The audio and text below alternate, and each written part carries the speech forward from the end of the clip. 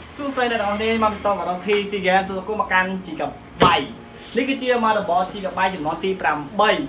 ជាមួយនឹង graphic card GB GT1050 ព្រមទាំង1050 Ti ខ្ញុំកំពុងតែរៀបរាល់ថ្ងៃនៅចំនួនទី8 Core i3 Core i5 Core i7 ចំនួនទី8ខ្ញុំរៀបទាំងអស់តែម្ដងហើយនេះគឺជា motherboard ដែលទើបតែម្ដងថ្ងៃនេះ motherboard GB សុទ្ធតែម្ដងដែលធានា3ឆ្នាំពីក្រុមហ៊ុន GB អូខេឥឡូវខ្ញុំរើវាចេញមកក្រៅសិន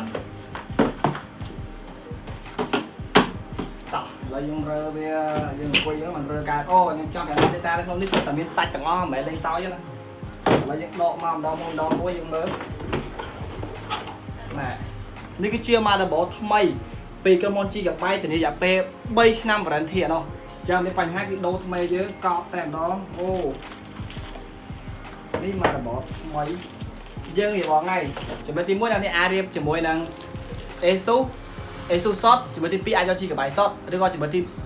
3គឺយក GB លេខ ASUS អញ្ចឹងអ្នកនរគ្នាស្រឡាញ់មួយណាយកមួយនឹងទៅព្រោះទាំងអស់ហ្នឹងគឺ warranty រយៈពេល3ឆ្នាំពីក្រុមហ៊ុន ASUS ទាំងពីក្រុមហ៊ុន GB កប់បើសិនជាអ្នកនរគ្នារៀបនៅក៏រក PC game អ្នកនរគ្នានឹងបានទទួលបានថ្មីចំតែម្ដងពីក្រុមហ៊ុននេះគឺជា motherboard GB ដែលខ្ញុំទើបតែយកមកដល់ហើយរាល់ថ្ងៃនេះខ្ញុំលក់ទាំង ASUS ទាំង GB ខ្ញុំមាន motherboard ASUS motherboard GB graphic card ASUS ហើយនិង graphic card GB អញ្ចឹងអ្នកនរគ្នាចង់បានមួយណាក៏បានដែរអាស្រ័យទៅលើការឆ្លាញ់របស់អ្នកទាំងអស់គ្នានេះគឺជា motherboard GB ដែលមានធានារយៈពេល3ឆ្នាំពីក្រុមហ៊ុនដែលវាដាក់ M2 បានប្រកបនៅកន្លែងនេះឃើញទេ M2 ដូចគ្នា ASUS ក៏មាន M2 GB ក៏មាន M2 កប់យើងបើកម្ដងមួយទៅមីទៀតមកវ៉ាណែ motherboard ថ្មីនេះក៏ motherboard ថ្មី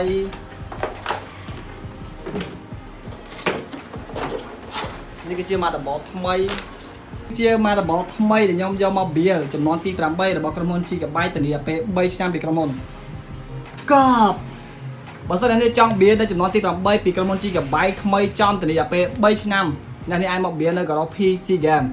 កប់តែម្ដងខ្ញុំនឹង build ជាមួយនឹង graphic card GTX 1050 1050 Ti 1060 17 1080 Ti ហើយខ្ញុំមិនត្រឹមតែ build GB ទេខ្ញុំ build នៅ ASUS ពួក motherboard ASUS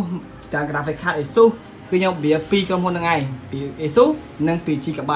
វាភ្ជាប់មកជាមួយនឹងតែម warranty រយៈពេល3ឆ្នាំពីក្រុមហ៊ុន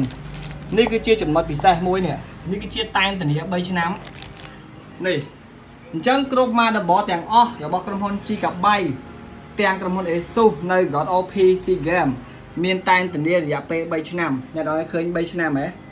នេះ 3Y 3ឆ្នាំ warranty គិតថ្ងៃពី10ថ្ងៃ16ខែ7 2018បាទអញ្ចឹងធានារយៈពេល3ឆ្នាំពីក្រុមហ៊ុនវាអត់មានអ្វីដែលត្រូវព្រួយបារម្ភទេ